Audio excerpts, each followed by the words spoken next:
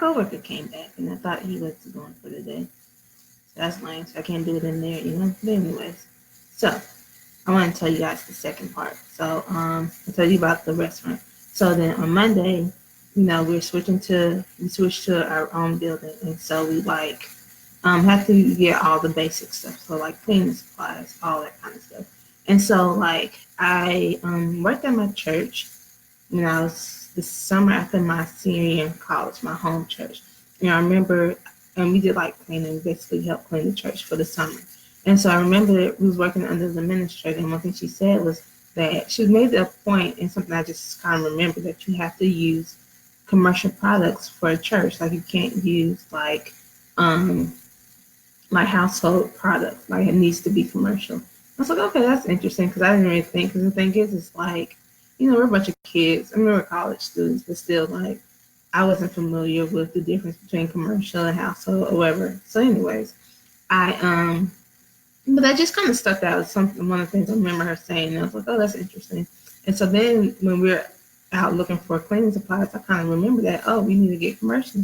So then I was like, but does it really matter? Because like the church, my home church was a lot bigger than the space we have. Like now, it was like its own building, you know. So it's a lot bigger, and it like held a lot more rooms, a lot more bathrooms, way more than what my current church, the building we're going into right now, right?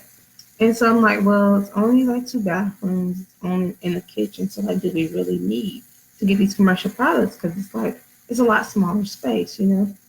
And especially since we have volunteers helping clean, like we're all used to household products, so maybe we can skip on the household products. And so like I'm in this Facebook group for administrators and executive pastors, and I just posed the question in the group. So like, hey guys, what do you think?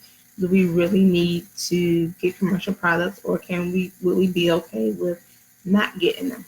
And so I literally posted, I was on my way to Sam's Club to buy the product. I didn't know which ones I was going to buy. And I said, and the drive from my office to Sam's Club is about 8 or 10 minutes or so.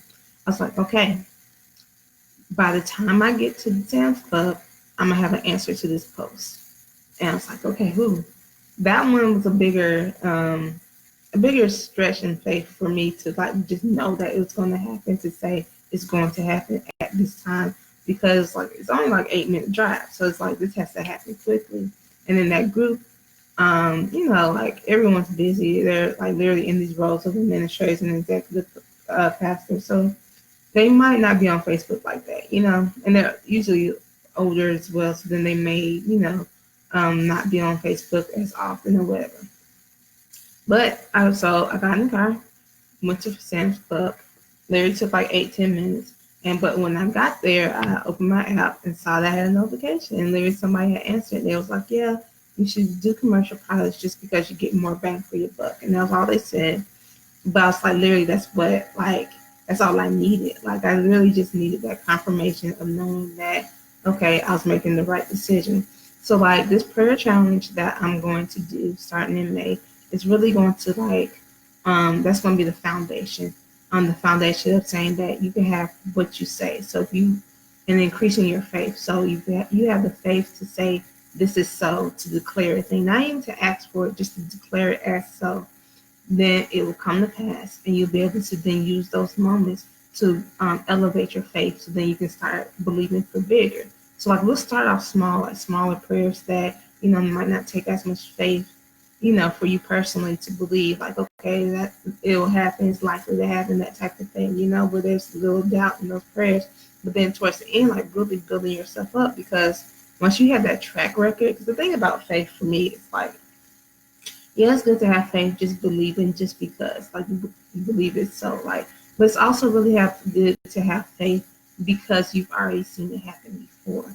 I feel like if you can pull from that place, it's a lot. Sometimes, like, you know, doubt will set in where we're like fearful, or doubt comes in like, well, maybe it'll happen, maybe it won't, because you don't really have that track record. So you're literally just stepping out into open. But when you have a track record with God, where you can go back and say, oh, wait, no, but I remember God was faithful for this. I remember I prayed this thing and it came to pass. Then when you have to believe God for something else or something similar, you can already say, oh, well, like even when the doubts start to creep in, like you can cast those thoughts down because God has already proven himself to you. And I think that's really awesome. So I'm really hoping at the end of this challenge, that'll be something we can really like have a good track record of. These are all the times that God was faithful and the things that I declared I had, and that my faith was strong enough to believe these things, and that's why I had them. And then with that, you can use that later on when there's something that comes up and you need to like really hold on to your faith and really like need to like push yourself and push your faith and push what you're believing God for. So I'm really excited about that. Those details will probably come out either probably today, most likely today, starting today somewhere. I'll probably start working on like a graphic or something for it, but I'm really excited. So I hope you guys join me with that. So yeah, this is part 2 of this video. I stopped just because the first half because my office wasn't big and it wasn't. So then, just to be, to be able to speak freely, I just came out in the hallway right quick.